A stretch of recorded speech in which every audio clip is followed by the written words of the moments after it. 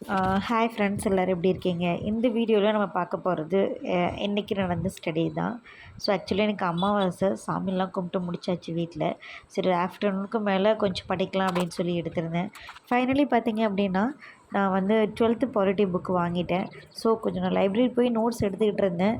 But எனக்கு ரொம்ப time எடுக்கிற மாதிரி ஆச்சு. நோட்ஸ் எடுக்கவே நமக்கு டைம் எடுத்தால் அது படிக்க இன்னும் டைம் எடுக்குங்கிறதுனால என் ஹஸ்பண்ட்ட சொல்லிக்கிட்டே இருந்தேன். அவங்க அந்த புக் வாங்கிட்டு வந்து கொடுத்துட்டாங்க. இதோட புக்கு ப்ரைஸ் பார்த்திங்கன்னா 150 ருபீஸ்க்கு சென்னையில் கிடைக்கிது இது. ஸோ மற்ற ஏரியாவில் எப்படின்னு தெரியல. ஏன்னா இந்த பாலிட்டி புக்ஸ் ரொம்ப ரேர், கிடைக்கவே மாட்டேங்குது. இதில் வந்து இன்றைக்கி டாபிக் வந்து நான் வந்து இந்தியாவில் கூட்டாட்சி அப்படிங்கிறது தாங்க எடுத்தேன்.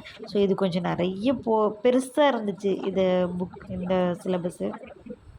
சரி, ஓகே, இன்றைக்கி ட்ரை பண்ணலாம் அப்படின்னு நினச்சிட்டு இதை தான் நான் எடுத்துகிட்டு வந்தேன். ஓரளவுக்கு பெருசாக பேஜஸ் நிறையா இருந்தாலும் ஆல்ரெடி நம்ம படித்த கண்டென்ட் எல்லாமே தான் அதில் இருந்துச்சு. ரொம்ப கஷ்டம் கிடையாது, நல்லா இருந்துச்சு படிக்கிறதுக்கு. அண்ட் டிப்ஸ் என்ன அப்படின்னா, குரூப் 2 பொறுத்தளவுக்கும் நமக்கு வந்து 11th 12th ரொம்ப இம்பார்ட்டண்ட். ப்ளஸ் அதோட கரண்ட் அஃபேரும் நீங்கள் சேர்த்து படிச்சுக்கிங்க. ஃபார் எக்ஸாம்பிள், நான் ஒரு ஸ்டிக்கி நோட்ஸ் வச்சுருக்கேன் பார்த்தீங்களா, இதில் ஆல்ரெடி இப்போ இந்த இந்தியாவில் கூட்டாட்சியில் நிதிக்குழு பற்றி கொடுத்துருக்காங்க. நமக்கு அதோட ஆர்டிக்கல் தெரியும் 280ங்கிறது. அது யார் தலைவர் நியமிப்பார் அப்படிங்கிறது இருக்குது. ஸோ இதனுடைய தலைவர்கள் எத்தனை பேர், ஒரு தலைவர் 4 உறுப்பினர்கள். ஸோ இவங்களாம் எப்படி, இது நம்ம பேசிக்காக தெரிஞ்சுக்கிறோம். இதை எப்போ ஸ்டார்ட் பண்ணாங்க, 51 to 52 57. ஸோ அண்ட் தென் பார்த்திங்க அப்படின்னா இப்போ கரண்ட்டில் யார் இருக்காங்க, அரவிந்த் பனகர் அதாவது என்னுடைய தலைவராக இருக்காங்க. 16வது நிதிக்குழு. ஸோ செயலர் யார் இருக்காங்க, ரிஷ்வந்த். இந்த மாதிரி கரண்ட் அஃபேரோடு இது சேர்த்து படிக்கும்போது உங்களுக்கு நிதிக்குழுனா என்னென்னே தெரிஞ்சிடும், ஆர்டிக்கல் தெரிஞ்சிடும், எப்போ ஸ்டார்ட் பண்ணாங்க. ஃபஸ்ட்டு கேசி நியோகி இதனுடைய தலைவராக இருந்தார். நெக்ஸ்ட்டு பார்த்திங்க அப்படின்னா இப்போ கரண்ட்டில் இருக்கிறது, இதை நீங்கள் நல்லா தெரிஞ்சுக்கோங்க. அண்ட் அடுத்தது நான் கொஞ்சம் மேக்ஸ் பார்க்கலான்னு எடுத்தேன். ஓகேங்களா, என்கிட்ட சக்தி புக்குன்னு சொல்லி ஒரு ப்ரீவியஸ் இயர் கொஷின் புக் இருந்துச்சு. சரி, ஓகே, இதில் இருக்கிற டாபிக் ஏதாவது ஒரு டாபிக்ங்க, இந்த டாபிக் தான் நான் எடுக்க மாட்டேன். பட் இதில் டாபிக் வைஸாக கொடுத்துருப்பாங்க. இன்றைக்கி நான் எடுத்துருக்கிறது வந்து சிம்பிள் இன்ட்ரெஸ்ட் தான் எடுத்திருக்கேன்.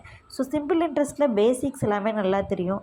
ஒரு சில கொஷின்ஸ் வந்து கன்ஃபியூஸ் பண்ணுற மாதிரி இருக்கும் பார்த்தீங்களா, அந்த கன்ஃபியூஸ் பண்ணுற கொஷின்ஸ் தான் நான் எடுத்து பார்க்குறேன். ஏன்னா பேசிக் நல்லா தெரிஞ்சிட்டதுனால அதை விட்டுட்டு கொஞ்சம் கன்ஃபியூஸ் பண்ணுறது. இன்னொன்று, நான் சில தனிவட்டியில் வந்து பார்த்திங்க அப்படின்னா ஆன்சர்லேருந்து கொஞ்சம் ஆன்சர் 4 ஆப்ஷன்லேருந்து நான் எடுத்து போடுவேன். ஸோ அதனால் அது கொஞ்சம் ட்ரை பண்ணலாம். நான் கொஞ்சம் இந்த கேப்பில் கொஞ்சம் மறந்துட்டேன் உண்மையாகவே. இன்றைக்கி அதை தான் நான் ட்ரை பண்ணிகிட்ருந்தேன். ஸோ இதான் என்னுடைய ஸ்டடி விலாகு. நீங்கள் படிக்க ஸ்டார்ட் பண்ணிட்டீங்களா? நான் குரூப் 2 வந்து அப்ளை பண்ணிவிட்டு வந்துட்டேன். இல்லை, என்ன ஒரு பெரிய ட்ராபேக்னால் நான் நோ பிஎஸ்டிஎம்னு கொடுத்துட்டேங்க. அதுதான் கொஞ்சம் மனசு கஷ்டமாக இருக்குது, யூஜி வந்து பிஏ இங்கிலீஷ் பண்ணதுனால.